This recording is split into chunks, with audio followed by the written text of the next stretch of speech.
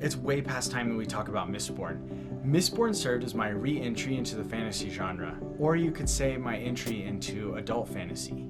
And in my opinion, it deserves so much more love, just like this video, so hit that like button. So today we're gonna look at the Mistborn series, but we're gonna do it through the lens of Allomancy, one of its main magic systems. If you haven't already, hit that subscribe button and let's get into it. The premise of Mistborn is that the Chosen One failed, and now ash reigns all over the world.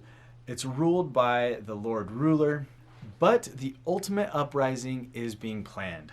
Magic in this world is connected to metal. Although there's more than one magic system, we're going to be focusing in this video on Allomancy as it's the main one in the first series. Allomancy users swallow metals to gain certain abilities. Certain people react to certain metals, and different metals give different abilities. I'm going to go through the 8 original metals introduced to us in book 1 and answer a themed question to go along with its ability.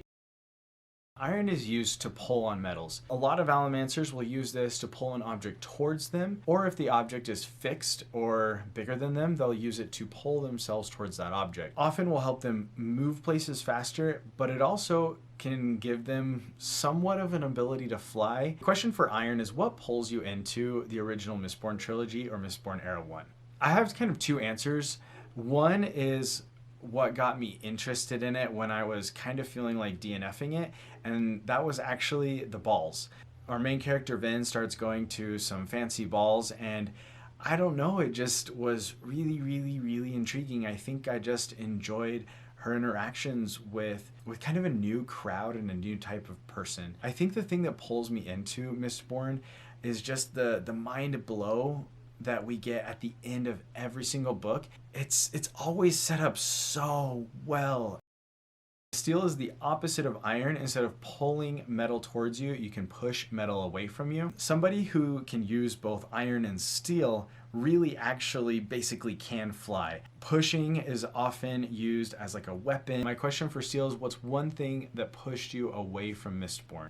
I struggled with Mistborn in the very beginning for a couple of reasons. I actually didn't like Vin very much in the beginning of the story, and so being in her head as the main point of view character was kind of difficult, but like I already said, she grew on me. I ended up really liking her as a character. In fact, she's one of my favorite characters of all time. Tin enhances your senses. A lot of people use this to help them see through these mists that are all over the world. They also use it to help them see in the dark. Sometimes they'll use it to enhance their hearing so they can overhear conversations. The question for 10 is what did Mistborn help you sense better in real life? And I think for me it was world building. One of the first things that inspired me was a character named Sazed. He had a very intense knowledge of the past, and reading Sazed just helped me get a better sense of what kind of world building I enjoyed and what I wanted to do with my own world building for my own books.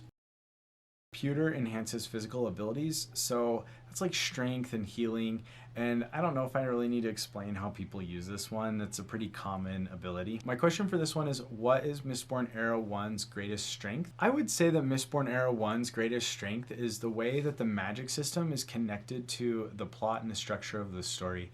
They come hand in hand.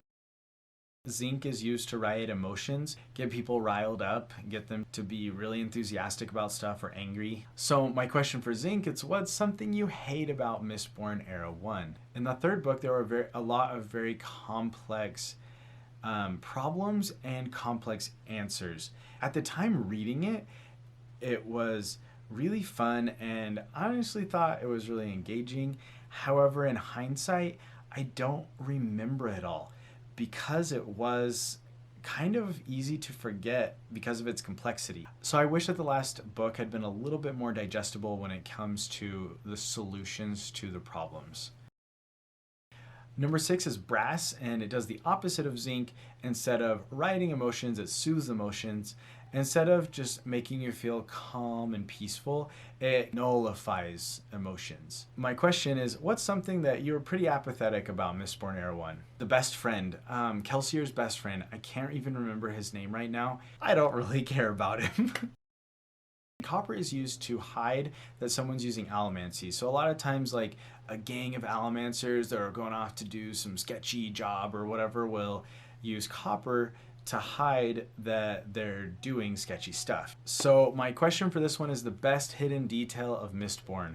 I love in stories when you find something out at the end and realize that the author had it in front of your face the entire time. And in Mistborn, that definitely happens. And I'm pretty sure if you've read the stories, you know what I'm talking about. Bronze does the opposite of copper again. Instead of hiding allomancy, it reveals allomancy. So if you want to know if those sketchy people are around doing sketchy stuff, you use bronze to find out. However, if somebody's burning copper, you still can't see it, so it's kind of complicated. I couldn't think of a good question for reveal, because anything I thought of was basically like reveal a spoiler or something, and that's stupid. So I decided to go with like reveal some kind of secret about yourself in Mistborn. Basically, I just wanted to talk about, right after I read Mistborn, I found out that Brandon Sanderson was actually going to be close by, and I got my book signed by him and talked to him sort of. He asked if I had a question for him, and since I didn't know anything but the first Mistborn book, I just kind of said, nope, good to meet you, and just walked off. And I know that like so many fans would be like, what's wrong with you? You got to meet him and ask any question. Why didn't you ask some like crazy Cosmere question? It's like, I barely even knew what the Cosmere was at the time. So, but I did get to meet him, so that's cool. Secrets revealed. If you're like me, you can't get enough of Brandon, so check out this playlist right here of everything Cosmere that I've ever done, ever. Thanks for joining my adventure.